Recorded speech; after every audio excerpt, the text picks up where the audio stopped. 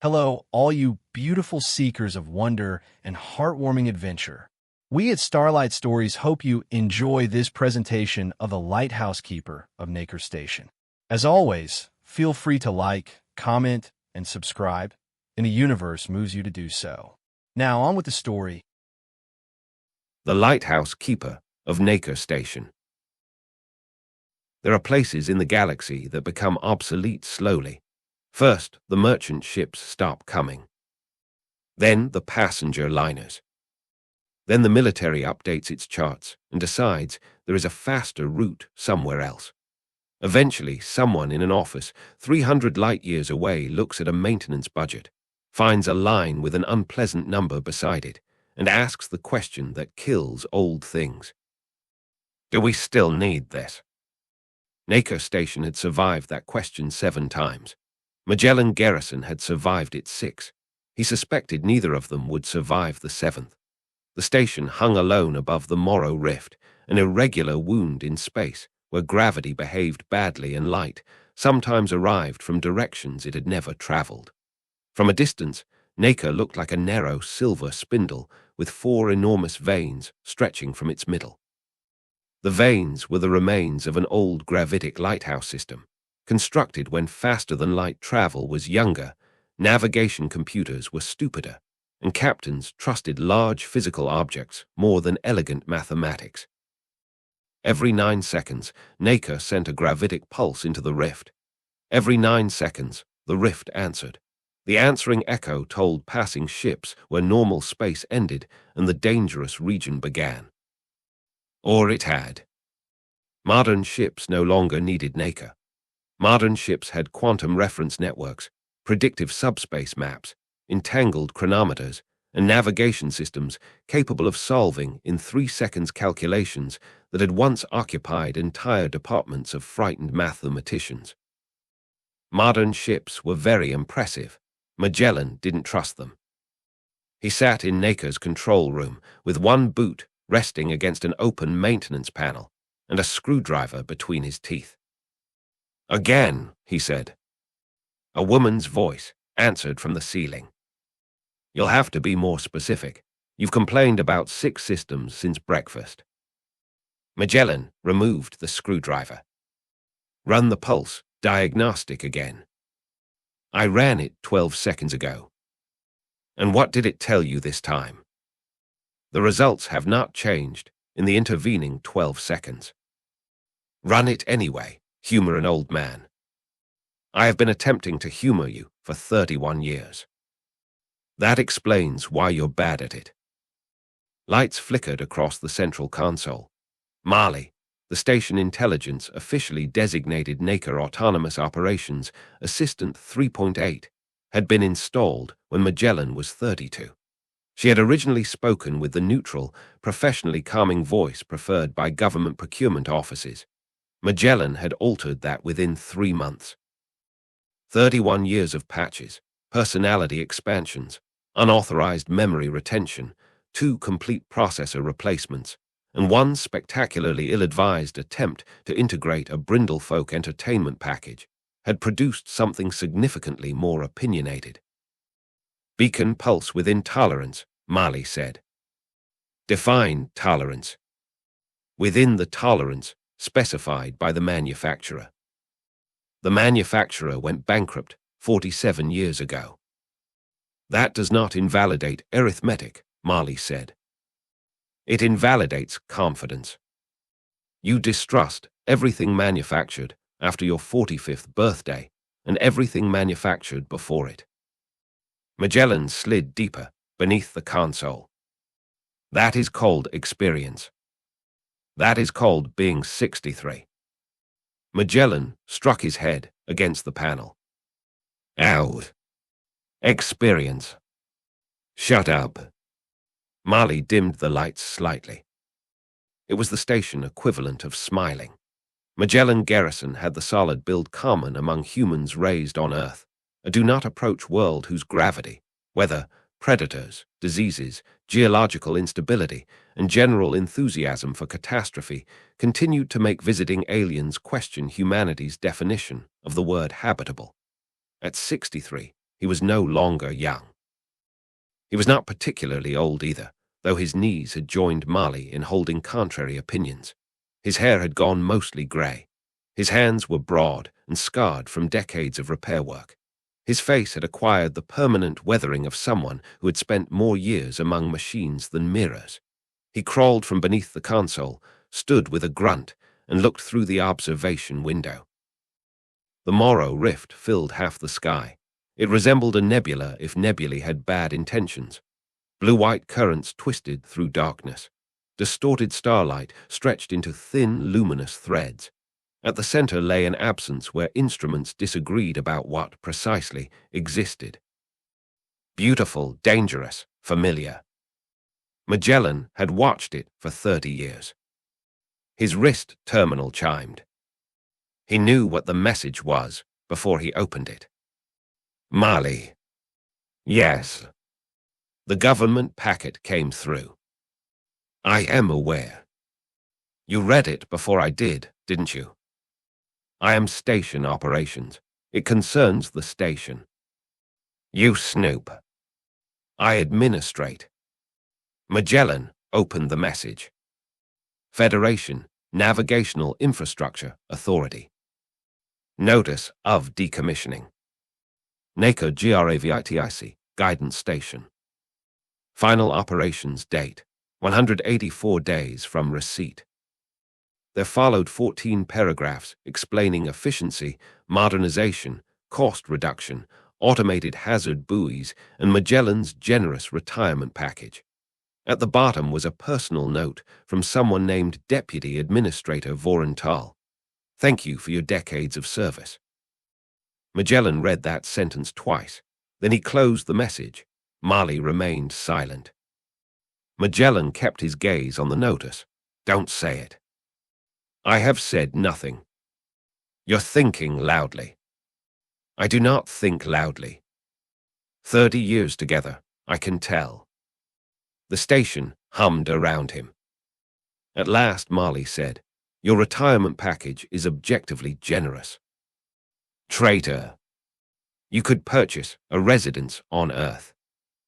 I have a residence on Earth. You own 1/3 of a house in Montana. My son owns the other 2/3. Yes.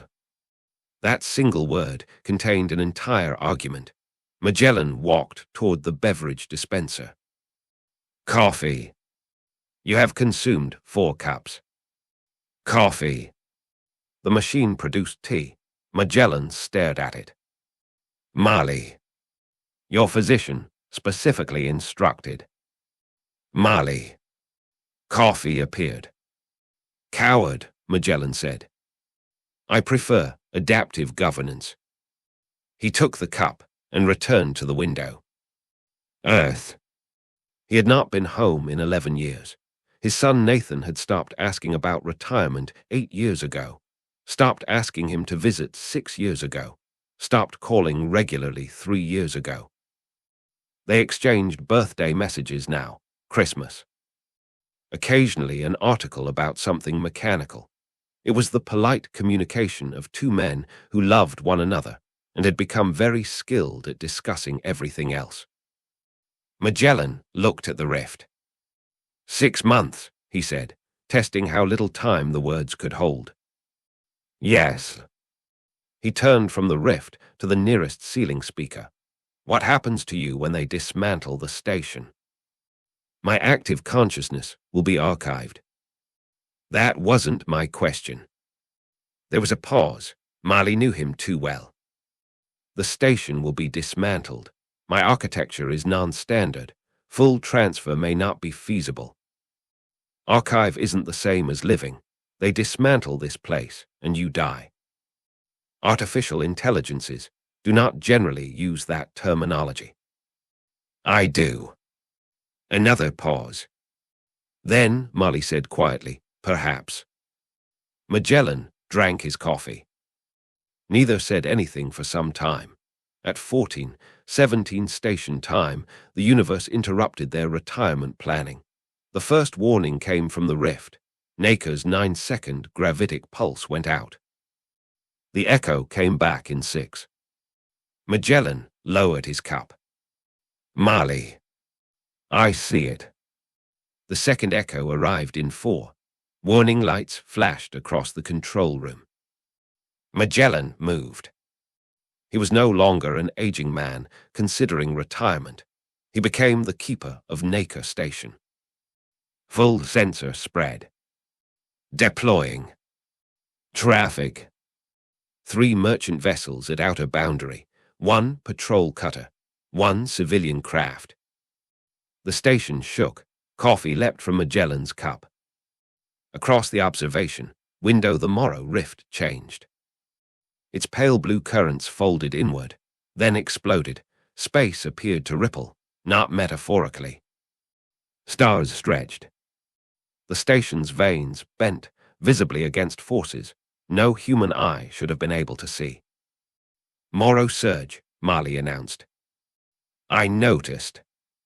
Gravitic differential climbing. Recall the pulse. Impossible. Cut transmitter. Done. Warn traffic.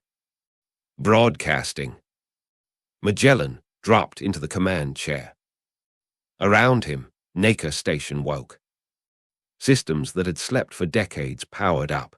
Ancient navigation processors began requesting data. Emergency transmitters unfolded from the hull. The lighthouse was obsolete. But nobody had told the lighthouse. A merchant vessel escaped first, then another. The patrol cutter jumped clear.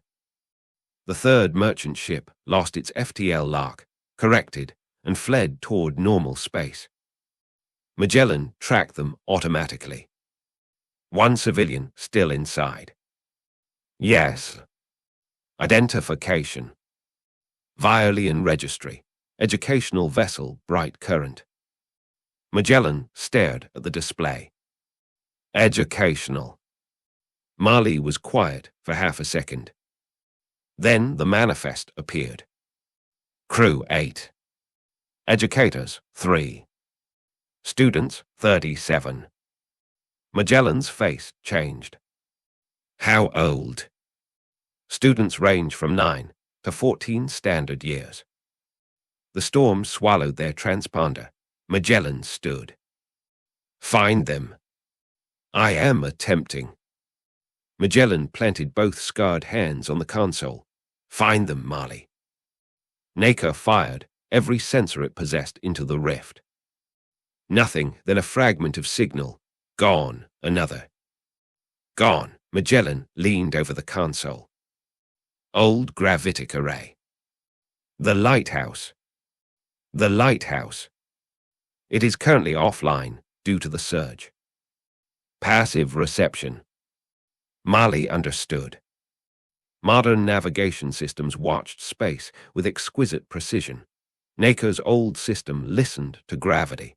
The universe could lie to light. It had considerably more difficulty lying about mass. The 4 giant vanes rotated, slowly, painfully. Ancient bearings groaned. Marley sent a low-frequency pulse. They waited. An echo returned. Something moved inside the rift. Small, metallic, alive. There, Magellan whispered. Bright current appeared as a tiny amber point. It was going the wrong direction. Fast, Magellan opened every emergency channel. Bright current, this is Nacre Station. Respond. Static. Nacre Station to bright current. Respond. Nothing. He changed frequency. Virellian civilian vessel, bright current.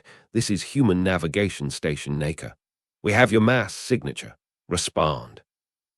Static cracked. Then. Hear you. Magellan leaned forward. Repeat. A woman's voice emerged through distortion. Nacre Station, we hear you. Magellan closed his eyes briefly. Good, stay with me and identify yourself. Bright current, educational vessel, pilot incapacitated, primary navigation non-functional, secondary navigation non-functional. We are experiencing severe spatial distortion. What is your condition? A pause. Terrible, the woman admitted. I thought accuracy might save us time. Magellan smiled, despite himself. All right, honest is useful. Who am I speaking to? Senior Instructor, Letha Ven. Are you on the bridge? Yes. Any surviving flight crew? Navigator Pell is injured. Co-pilot Arash is conscious, but cannot stabilize our position. Engines. Operational. Manual thrust. Yes. Then we still have choices. That means we're in business. Letha Ven did not know what this meant. Most Virellians would not have. Humans used the phrase whenever circumstances had deteriorated to the point where rational optimism was no longer available. Magellan brought up a three-dimensional rift model. It looked horrific. Bright current, you're approximately 12,000 kilometers inside the active shear. That disagrees with our instruments by 87,000 kilometers. Your instruments are wrong. Our equipment is modern. So is food poisoning. Silence. Then another voice, younger and frightened, came over the channel. Is he really human? Letha said sharply, Nemi.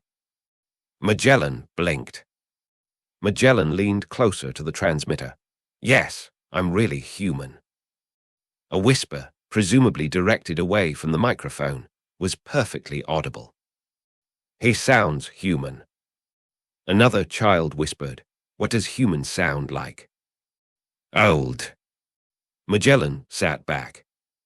Marley said privately, I like them. Quiet. Letha reclaimed the channel, her composure audible even through the static. My apologies. No harm done. I'd rather hear a curious child than dead air. Who's Nemi? She is one of my students. How many kids can hear me? There was an awkward pause. All of them, Letha admitted. Privacy was one of the first casualties. Magellan glanced toward the ceiling speaker, picturing 37 frightened faces gathered around it. You've got 37 children on the bridge. The passenger compartment lost pressure integrity. We consolidated into the command deck and forward common areas. Another tremor passed through bright current signal. Children cried somewhere in the background. Magellan heard Letha trying to calm them, and he suddenly understood his job. Not navigate a ship, not repair a beacon, not solve a gravitational storm. 37 frightened children needed one adult who sounded like he knew exactly what he was doing. Magellan hooked one boot beneath the command chair to steady himself and straightened. Bright current, listen carefully. I can see you. The crying quieted slightly. I've been watching this rift for 30 years. It has thrown everything it has at this station, and I'm still here. Your engines work, your hull works, my instruments work. That means we have everything we need. Letha understood what he was doing. Her voice changed. Yes, she said, we do. So first thing we're going to do is stop pretending we're doomed. Are there any objections? A small voice said, I have one. Magellan raised an eyebrow. Name. Toll. What's your objection, Toll? I think we might actually be doomed. Several children made distressed noises. Magellan considered. Magellan rubbed a thumb along the old scar across his knuckle. Fair point. Letha sounded horrified. Magellan continued. But Toll, people have been thinking they were doomed in the Morrow Rift for 200 years. Most of them were wrong. How many weren't wrong? Toll. Yes. Do you want to be a statistician, or do you want to go home? A pause. I want to go home. Excellent. Statistics later. A few children laughed. It was small, but it was laughter. Magellan looked at the navigation plot. He settled his hands over the controls. Now we work. For the next 3 hours, Nacre Station did what it had been built to do. The bright current would fire its engines. Magellan would watch the gravitational echo. He would calculate how space had actually moved them. Then he would correct. 2 degrees starboard. Executing. Cut. Cut. Down axis, point 4. Executing. Nemi, stop touching that. I am not touching it. You are contemplating touching it. How can you tell? I teach children. Magellan caught himself smiling at the children and decided not to hide it. The signal strengthened and weakened unpredictably. The students gradually learned his voice. Nemi was 11 and wanted to become a deep-range navigator. Toll was 10 and liked statistics despite Magellan's criticism of the profession. Selly was 14, the oldest student, and had appointed herself deputy instructor without consulting anyone. There were twins named Hesh and Kiri who spoke at the same time. A 9-year-old called Pavin asked questions continuously. Mr. Garrison. Yeah. Is Earth really a do-not-approach world? According to people who don't live there. Do you have earthquakes? Yes. Hurricanes? Yes. Volcanoes? Yes. Predators? Sure. Poisonous animals? Plenty. Venomous? Those too. Dangerous plants? Yes. Diseases? Yep. There was silence. Then Pavin asked, deeply puzzled, why do you still live there? Magellan looked at Marley's ceiling sensor. Good question. Another child asked, is it true water falls out of the sky? Rain. Yes. Sure. Without permission. Magellan laughed. Constantly. The children murmured to one another. Somewhere near the microphone, 2 sensory crests clicked together with nervous energy. Letha said, you have alarmed them. They asked. Nemi spoke. Are bears real? Yes. How large? Depends on the bear. Do they eat humans? Occasionally. A collective sound of awe moved through the speakers. Toll said, and you have not exterminated them? No. Why? Magellan thought about that. Because they were there first. The channel became quiet. Letha Ven had spent years teaching young Virellians about other civilizations. She had taught technological development, cultural adaptation, atmospheric sciences, galactic history. She had even taught a unit about humanity, the newest major civilization to emerge from a DNA world. But educational files reduced species to traits. Humans physically resilient, humans socially adaptive, humans high improvisational capacity, humans elevated risk tolerance. None of the files had included an aging station keeper calmly explaining that his people allowed enormous carnivorous mammals to continue existing because, essentially, it would be rude to kill them all. Nemi asked, do you like bears? From a respectful distance. That answer seemed acceptable. Hours passed. The storm worsened. The children's questions became a ritual. When fear rose, they asked Magellan about Earth. He told them about thunderstorms rolling across Montana, about snow deep enough to swallow fence posts, about the smell of pine trees after rain, about oceans whose shores disappeared beyond the horizon, about camping with his son when Nathan was 8. That memory caught him unexpectedly. Nemi noticed the pause. Mr. Garrison. I'm here. Your voice changed. Did it? Yes. Virellians were exceptionally perceptive. Their species had evolved beneath dense ocean-world atmospheres, where communication relied heavily on subtle vibration, light, and tone. Magellan should have remembered that. Old memory. Was it bad? No. That was the problem. It was good. Nemi's glowing veins dimmed as she considered that. Good memories can hurt. Magellan looked through the window at the rift. Yeah. They do that to my mother when she talks about my grandfather. Smart mother. She is a professor. That'll do it. The children laughed again. Letha listened without interrupting, one hand braced over the cracked edge of the navigation console. And for the first time since the storm began, she thought they might survive. Then Molly said privately, Magellan. Something in her voice made him mute the outgoing channel. What?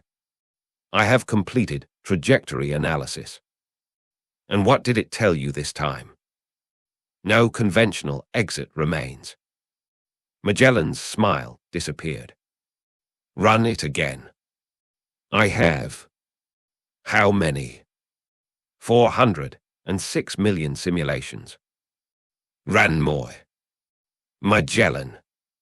He stood. On the plot, bright current had reached the edge of the inner shear. Beyond it lay a violent band of gravitic turbulence.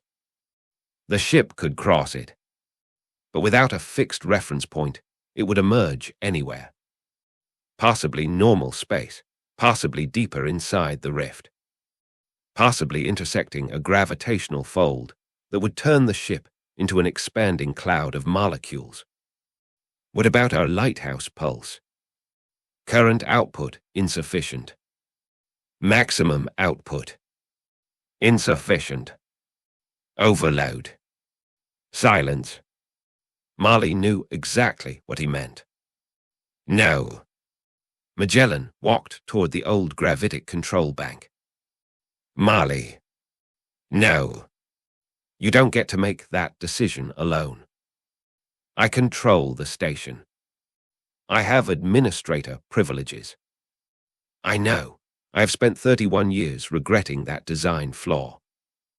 Magellan began pulling diagnostic screens. The lighthouse could generate a pulse powerful enough. One pulse. Maybe 11 minutes of continuous transmission, but the transmitter used the station's fusion reactor. Normally, it drew 3%. A full emergency burn would require everything. Not 90%, not 99%, everything, life support. Heat shielding, artificial gravity, computers. Even Molly. All power would route into the lighthouse. The station's superconducting transfer network would melt. The fusion reactor would automatically scram afterward. Nacre would become 12,000 tons of cold metal. How long after transmission? Magellan asked. Environmental reserves depend upon hull damage. Estimate. 7 to 9 hours before internal temperature becomes dangerous. Rescue. Nearest vessel capable of docking safely is Federation cutter Audacious. Arrival. 14 hours minimum. Magellan nodded. Molly said, no. Stop saying that. You will die. 4.7% chance I won't. That was before updated thermal modeling. How bad? 2.1. See, not 0. Magellan. He rubbed his chin. How long does bright current have?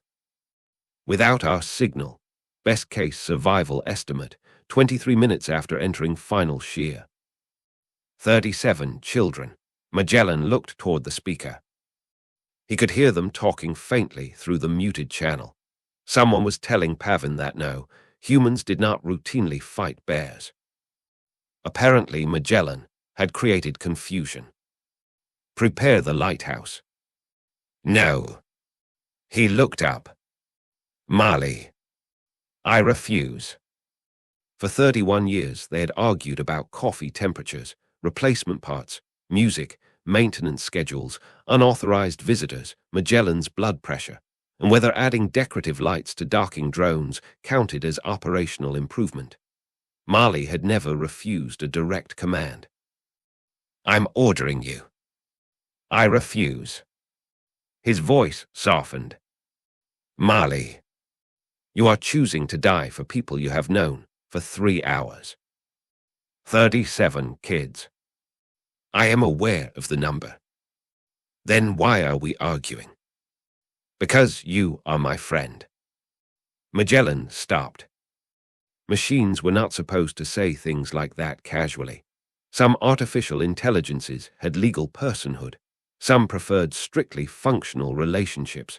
Some loved. Some insisted the entire concept was badly defined biological mythology. Marley had always avoided the subject. 31 years.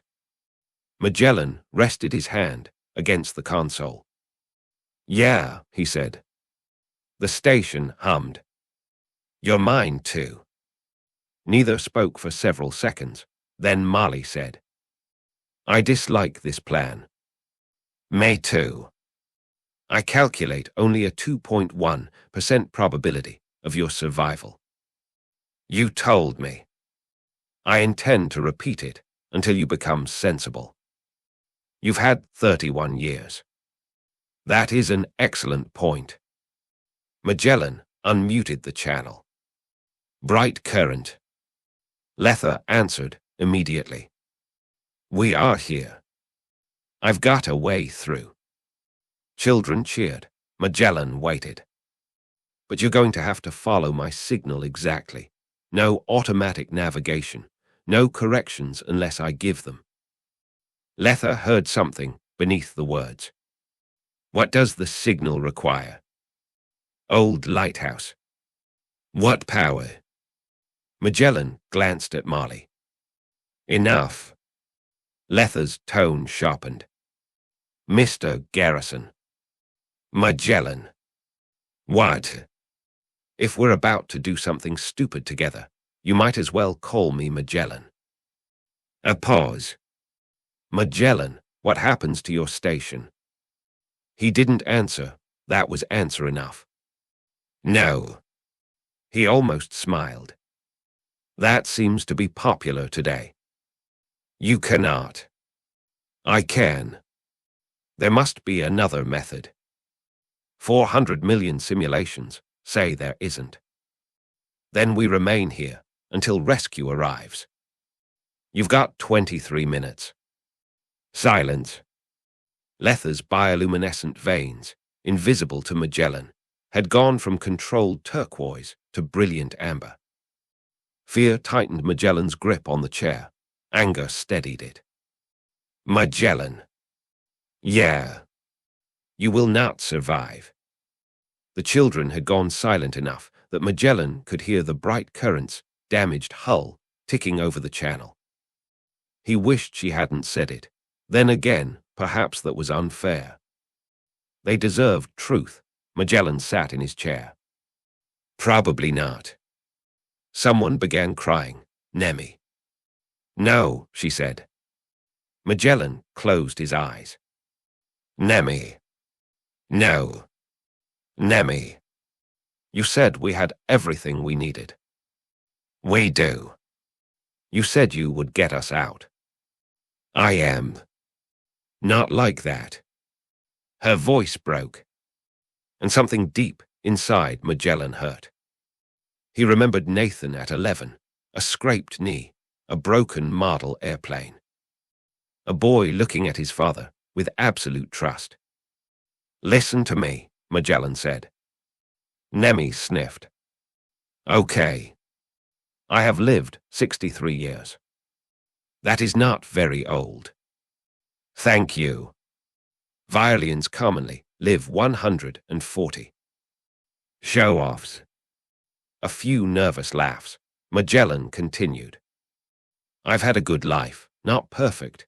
There are things I'd fix if somebody gave me another try, but good. He looked out at the rift. You have 37 lives over there that haven't even gotten properly started yet. Letha whispered, that doesn't make yours worth less. No. Magellan smiled faintly. But it makes the arithmetic easy. Virellians loved mathematics. That sentence silenced them. Nemi said, I don't like your arithmetic. Neither does Marley. I consider it appalling, Marley said over the shared channel. Several children startled. Who was that? Pavin asked. My station. Your station talks. Unfortunately. I am Marley, the AI said. I have been responsible for Mr. Garrison's survival for more than 3 decades. She's exaggerating.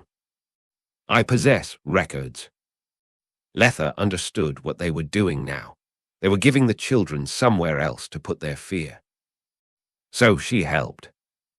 Marley, can you guide us through the procedure? Yes, Instructor Ven. The station transformed, bulkheads sealed, emergency batteries charged. The 4 enormous lighthouse vanes rotated into alignment. Magellan walked through Nacre one final time. He put on a thermal survival suit. Collected 2 oxygen cylinders. Dragged emergency blankets into the control room. Filled insulated containers with hot water. Marley watched him prepare to survive something neither believed survivable. At one point, Magellan stopped beside a photograph attached to a maintenance locker. Nathan at 8, missing front tooth. Holding a fish, much too small for the pride on his face. Magellan removed the photograph, folded it, placed it inside his suit. You should send him a message, Marley said. Magellan rested his fingertips against Nathan's photograph, worn smooth at the corners by 25 years of almost decisions. No. Why? Because if I live, it's melodramatic. And if you die. Magellan pictured Nathan beneath Montana's impossible blue sky and made himself keep thinking past the fear. Then he'd spend the rest of his life wondering why my last words came only because I knew I was dying. Marley said nothing. Magellan returned to the control room. Ready. No. Good enough. The bright current approached the final shear. 2 minutes, Marley announced. Magellan opened the channel. Everybody strapped in. 37 voices answered in various approximations of yes. Pavin. Yes. No touching anything. I wasn't going to. You sounded like you were going to. How? Human instinct. That is not scientific. Tell me afterward. 1 minute. The Morrow Rift filled the windows. Gravitational forces hammered Nacre, metal groaned. The lighthouse vanes locked into position. Marley began countdown. 10. Magellan placed his hand over the activation control. 9. On bright current, Letha strapped herself beside the co-pilot. Nemi sat at an auxiliary navigation console. Toll clutched his safety harness. Selly held the hands of 2 younger students. 8. Magellan looked once around Nacre's control room. 31 years. 7. He thought of Nathan. 6. Montana snow.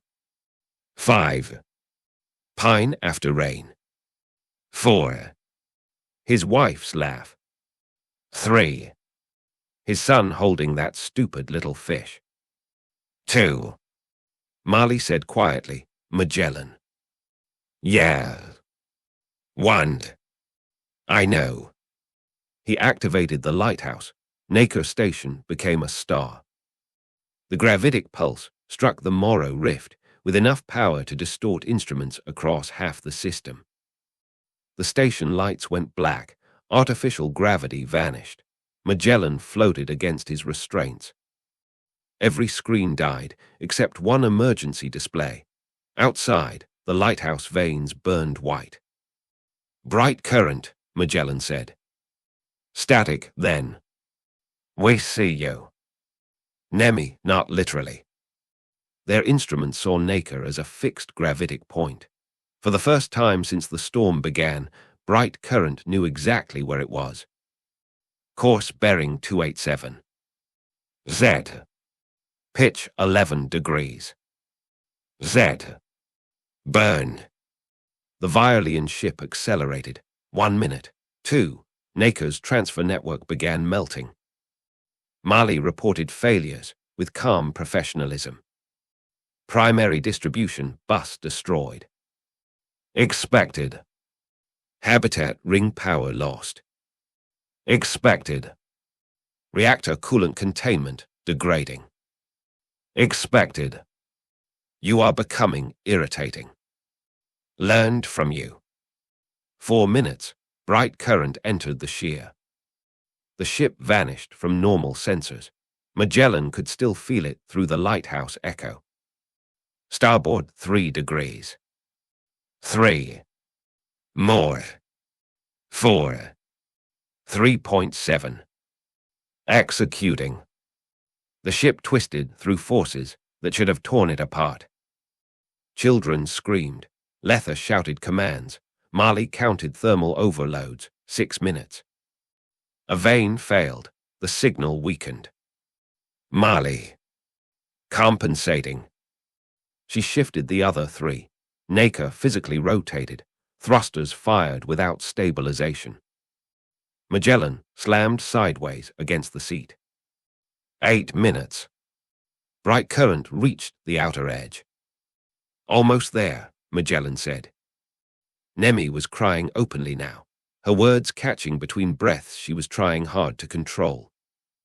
Mr. Garrison. Not now, navigator. She straightened. Yes, sir. 9 minutes. Down axis, 0.8. Executing. 10. Mali said, transmitter collapse imminent. Hold it. I am holding. Hold. I am aware of the meaning. 10 minutes, 30 seconds. Bright current crossed the final fold. For one terrible moment, the ship disappeared completely. Magellan stared at the dead display. Mali. Searching. Mali. Then a transponder appeared. Normal space. Bright current. 37 student life signs. 3 educators. 8 crew. Alive. Magellan sagged against his harness. The children erupted. They shouted. They cried. They laughed. Somebody screamed, "We're out." Pavan shouted, "I didn't touch anything." Magellan laughed, a deep, helpless laugh. "Good job, kid." Nemi came over the channel. "Magellan. I'm here. You did it." "No." He watched their little amber signal, moving safely away from the rift. "We did it." Then the lighthouse exploded, not dramatically. There was no fireball. Just a series of heavy metallic bangs moving through the station as superconducting conduits vaporized and the reactor slammed into emergency shutdown. The last emergency display died. Mali's voice broke into static. Eli. Darkness, silence, cold. Magellan floated alone. For almost a minute, he did nothing. Then a tiny emergency lamp inside his suit switched on. "Well," he said. No answer. "Mali." Nothing. He unstrapped himself. "Mali." A tiny auxiliary speaker crackled. "Present." Magellan exhaled. "Don't scare me like that." You activated a system with a 2.1% survival probability. Fair. Station power reserve at 6.8%. How long? 8 hours, 12 minutes until projected lethal core temperature. Rescue. 13 hours, 46 minutes. Magellan floated toward the emergency thermal compartment. So we improve the math. I have already improved the math. Good. Survival probability is now 0.7%. You are terrible at morale. I am conserving energy. They shut down everything. Unused compartments were open to vacuum, so their remaining heat could be concentrated. Emergency batteries moved into the control room. Magellan wrapped himself in thermal blankets. Marley lowered her processing rate. The temperature fell anyway. Bright current contacted them 17 minutes later. Letha's voice sounded distant. Nacre Station. Magellan reached for the transmitter. Here. Children cheered again. Your rescue vessel is coming, Letha said. I heard. 14 hours. 13 and change. Silence, she knew. He knew she knew. Magellan. Don't. I am sorry. No. You saved us. Then don't make it sad yet. Nemi came onto the channel. How cold is it? Comfortable. Marley said, he is lying. Traitor. Internal temperature is 9 degrees Celsius and falling. Nemi gasped. That's cold. Earth gets colder. That is not relevant. That sounded like Marley. I approve of her. Everyone does eventually. Magellan kept talking to them for another hour. Then, too, his speech slowed. The cold seeped through the suit. Bright current had been ordered toward the safe harbor at Telemon Station. They obeyed at first. Nemi sat at the navigation station looking at a fading gravitic trace. The thing about Virellian children was that they were still Virelians. Their species had crossed dangerous seas long before they crossed stars. They had navigated ocean currents by pressure changes too subtle for human instruments. They had mapped worlds by listening to tides. Their mathematics was famous, their patience legendary. And 37 Virelian schoolchildren had just spent hours being told by a human that impossible circumstances were merely problems whose paperwork had become dramatic. Nemi stared at the fading line. Teacher. Letha looked over. Yes. We can go back. No. We can. Nemi. The girl rotated her navigation display. Nacre's lighthouse created a persistent gravitic wake. That wake is collapsing. Yes. Standard navigation cannot resolve it. Yes. Nemi. We have 37 educational navigation processors. Letha stopped. Selly looked over. Toll unstrapped and floated closer. What? Nemi's veins glowed bright green. Excitement. The training processors. Letha stared at her. They are instructional systems. They each model one localized field. Yes. We have 37. Toll understood next. If we network them. Selly moved closer. We could divide the rift into sectors. Letha shook her head. No, absolutely not. Nemi looked at her.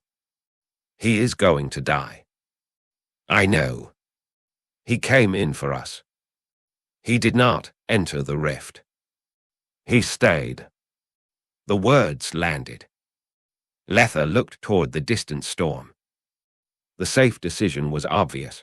Proceed to Telemon. Protect 37 children. Let trained rescuers perform the rescue. That was what regulations required. That was what reason required. That was what every responsible educator in Virelian space would demand. Nemi whispered. He said humans do impossible things when someone needs them. Letha closed her eyes. No. The children deflated. Then she continued. He did not say humans were the only ones allowed. 37 faces lifted. Letha then turned toward the co-pilot. Arish. The injured Virellian stared at her. Turn us around. He smiled. Bright current turned. Inside Nacre Station, Magellan Garrison was losing an argument with consciousness. Mali. Yes. Tell Nathan. He stopped. Mali waited. Magellan frowned. No. You have reconsidered. I'll tell him myself. Mali's voice warmed. An excellent plan. The temperature was -4 Celsius. Magellan shivered continuously. Mali had reduced herself to essential processing only. Her voice came slower now. Magellan. I am shutting down personality functions. His eyes opened. No. It will extend battery endurance 28 minutes. No. That is irrational. You stay. Magellan. That's an order. Silence, then Mali said. You once attempted to repair my personality architecture using a civilian entertainment processor. It worked. I believed I was a 19th century opera singer for 11 hours. You were happier. I sang maintenance warnings. Beautifully. A pause, Mali said. I will stay. The transmitter crackled. Magellan barely noticed. Nacre Station, this is bright current. He frowned. Bright current. Yes. His eyes opened fully. Why do you sound stronger? No answer. Magellan struggled upright. Letha. Yes. Where are you? A new signal appeared on the emergency proximity receiver. Approaching the rift, Magellan stared. No. Nemi answered. Yes. What are you doing? Navigation. You are going the wrong direction. We know. His own words returned to him. Magellan closed his eyes. Oh hell. Letha almost laughed. We have constructed a distributed navigation model from the children's instructional processors. That's insane. Yes. You have children aboard. They insisted. Children insist on eating sweets for breakfast. Toll said, that is not equivalent. Stay out of this, statistician. We have a 43% probability of successful retrieval. That is terrible. It is substantially better than your 0.7. Mali said, I like him. Mali. Nemi's voice came through. Mr. Garrison. Yeah. You told us to go home. I did. We are. He didn't understand. Then she said, we're just picking you up first. Magellan Garrison had spent decades maintaining a machine nobody needed. He had spent years avoiding the truth that his son had stopped asking him to come home. He had convinced himself that usefulness and love were roughly the same thing. Now 37 children he had known for less than a day were deliberately flying back into one of the most dangerous regions of navigable space because leaving him behind felt wrong. He looked away from the speaker. Mali said softly. Your breathing is irregular, Mali said softly. You appear distressed. Shut up. The optical sensors disagree. You are crying. Condensation. At -4 Celsius. Very localized condensation. Bright current entered the rift. The children worked. Each training processor handled one segment. NEMI coordinated, Toll tracked probability convergence, Selly assigned calculations. Hesh and Kiri monitored duplicate solutions. Pavin had exactly one job: read numbers aloud. He took it very seriously. Sector 12.4, GRAVITIC offset 0.07. Thank you, Pavin, Letha said. I am helping. Yes. Nacre's lighthouse was dead. But the station still had mass, and 37 young Virellian minds, assisted by 37 educational computers, could see the faint gravitational indentation it made in the storm. They navigated toward it. The bright current emerged 12 kilometers from Nacre Station. Magellan saw the ship through the observation window. A dark shape, navigation lights blinking, beautiful. Docking collar destroyed, Marley said. Of course it is. Matter beam. Magellan checked. Nacre's beam receiver had emergency battery power. Barely, bright current's transmitter was functional. Letha's voice came through. Magellan. Yeah. Can you reach your matter beam pad? He tried to stand. His legs did not agree. Magellan locked one shaking hand around the console edge and forced himself upright. Sure, tell me where to go. Marley said he cannot. Marley. He is hypothermic. I'm walking. He managed 3 steps, then fell. His shoulder hit the deck. The children heard it. Nemi called his name. Magellan pushed himself up. He dragged one knee beneath him. I said I'm walking. The floor and I are merely negotiating terms. Human DNA worlds had created creatures with a peculiar relationship to physical limits. Humans understood limits. They simply regarded many of them as opening bids. Magellan crawled down the corridor, past dead consoles, past frozen pipes, past the maintenance locker where Nathan's photograph had hung for 25 years.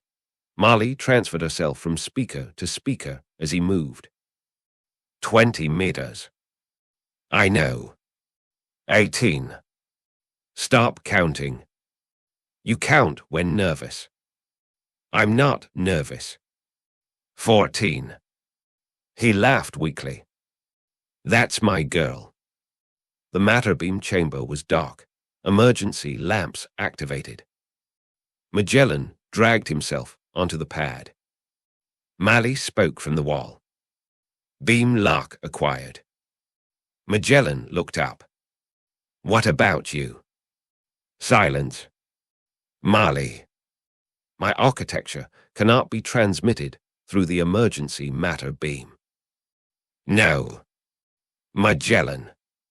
No. We knew this. He stared at the speaker. 31 years, coffee arguments, repairs. Bad music, loneliness disguised as routine. You come too. I cannot. Magellan curled numb fingers against the beam pad. Then I stay with you. Her answer was immediate. No. You don't get to make that decision alone. I control the station. Despite everything, Magellan laughed. Marley continued. Bright current has sufficient storage to receive my memory archive. Personality. Partial. How partial? Unknown. Not good enough. Magellan Garrison. He looked toward the ceiling. Her voice softened. You have spent 31 years repairing me. The beam began charging. Kindly permit me one maintenance decision after 31 years of accepting yours. Magellan's mouth trembled. You'd better be in that archive. I intend to be extremely difficult to delete. Good. Magellan. Yeah. Go home, Magellan. This time, let someone be waiting for you. Light rose around him. For an instant, Magellan became information. Then Nacre Station disappeared. He collapsed onto the matter beam pad of bright current. 37 children were waiting. This was against every medical protocol. Letha had ordered them back. They had ignored her. Virellian children surrounded him in a flood of sea green and blue faces, enormous dark eyes, glowing veins, and trembling sensory crests. Nemi dropped to her knees beside him. Magellan. He opened one eye. You went the wrong way. She laughed and cried at the same time. So did you. Then everything went dark. Magellan woke beneath warm blankets. That alone seemed suspicious. He opened his eyes. A medical bay ceiling. Letha sat nearby. Her normally controlled bioluminescence flashed bright turquoise. Relief. You survived. Magellan flexed his fingers beneath the warm blanket, testing the astonishing fact that they still obeyed him. Apparently, I'm trying not to make a habit of it. Medical assessment predicts full recovery. That's inconvenient. I had retirement plans. A soft turquoise ripple moved beneath Letha's skin, the Virellian equivalent of a smile. 37 children have been attempting to enter this room. Why attempting? I locked the door. A pounding immediately sounded from outside. Magellan. Letha sighed. They have learned human persistence. Sorry. You are not. No. She opened the door. The room filled. Nemi hugged him first. Virellians did not commonly hug humans without preparation. Human gravity world musculature meant this was normally the safer arrangement. Nemi did not care, then Toll, then Pavin. Then people Magellan barely knew by name. Someone was crying, several were laughing, Pavin announced. I did not touch anything during the rescue. Magellan looked at Letha. Is that true? No. Pavin looked betrayed. I touched only navigation equipment. That counts. It was necessary touching. Fine. Eventually Letha restored order. Mostly, Nemi sat beside Magellan's bed. Mr. Garrison. Magellan. Magellan. She looked suddenly uncertain. Was Marley saved? His smile faded. Letha reached for a tablet. We received an archive. How much? Most memory structures, some personality matrices. The transfer was incomplete. Magellan looked at the screen. A file. Nacre AOA 38 Marley archive. He touched it. Nothing happened. Can she be restored? Letha hesitated. We don't know. Magellan nodded. The children quieted. Nemi took his hand. He squeezed hers. He closed his hand around Nemi's smaller one. Then we'll find out. Marley never made repairs easy on me before. 3 months later, Magellan Garrison stood on Earth for the first time in 11 years. The Montana air was too cold. The gravity felt slightly heavier than he remembered. The sky was offensively blue. He materialized at the local matter beam terminal, carrying one bag, one station archive, and absolutely no idea what he was going to say. Nathan stood beyond the arrival barrier. 40 years old, broad shoulders, his mother's eyes. For several seconds neither moved. Nathan's hand lifted as if to wave, then closed around the arrival barrier instead. Nathan had watched the recordings. Everyone had. Bright Current's emergency communications had become public after the investigation. 37 children telling the galaxy about the human lighthouse keeper who had burned his station to guide them home made anonymity somewhat difficult. Nathan finally walked forward. Dad. Nate. You look terrible. Good to see you too. Nathan laughed once, then his face broke. He embraced his father. Magellan held him. Neither man said anything useful. Eventually, Nathan whispered, "You stupid son of a bitch. Language. You blew up a space station.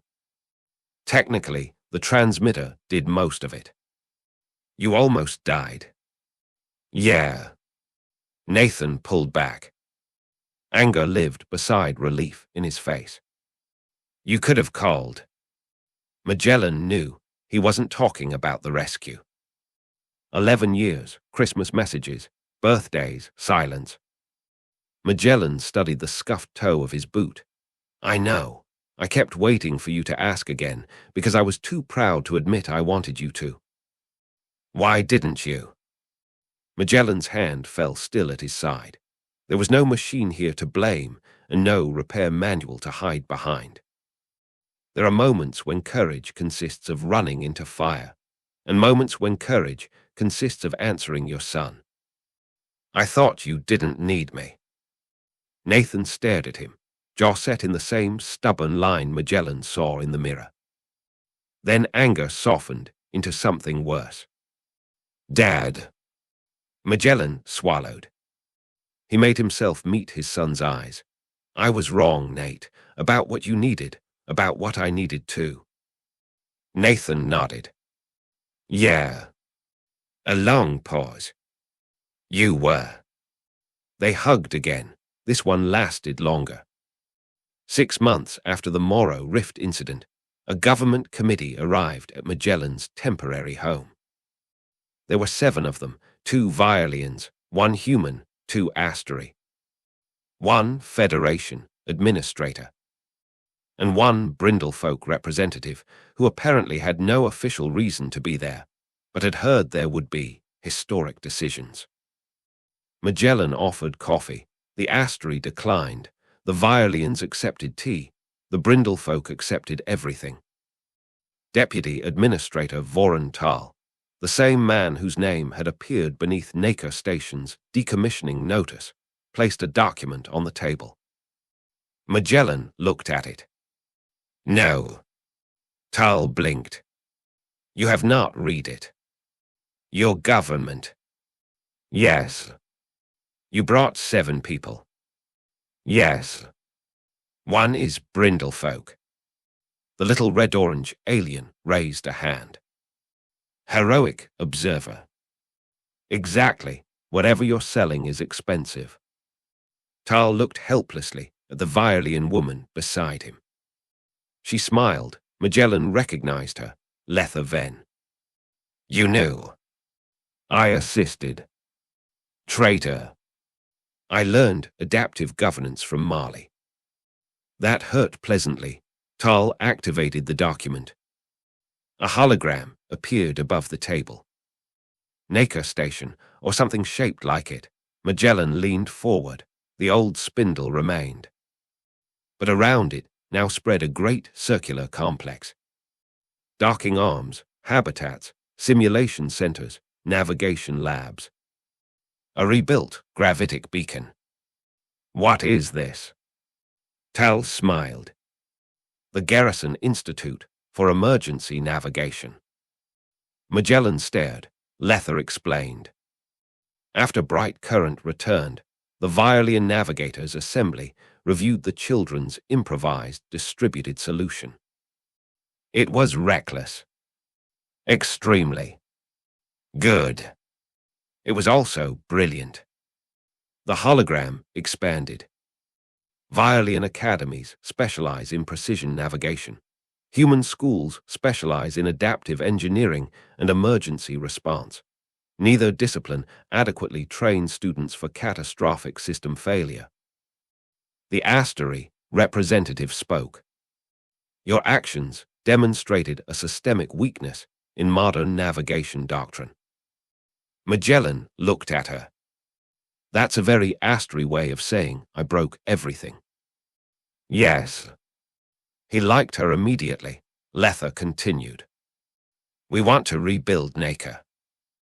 Magellan's folded arms loosened. For the first time since entering the room, he looked at the hologram instead of the committee. As a school. Letha's sensory crest eased upright. A lighthouse first. He looked at her. She understood. Always a lighthouse first, she promised. Magellan leaned toward the hologram until Nacre's blue light traced the scars across his hands. Who's running it? Everyone looked at him. No. The Brindlefolk representative raised both hands. I formally nominate the heroic human. No. Tal said, salary is approximately triple your previous. No. Private residence. No. Research, vessel access. Magellan hesitated. Letha noticed. 37 founding students have already submitted applications. Magellan stared at her. That is manipulative. Yes. Are they qualified? They flew an educational vessel into the Morrow Rift and returned. Fair. A new voice came from Magellan's kitchen.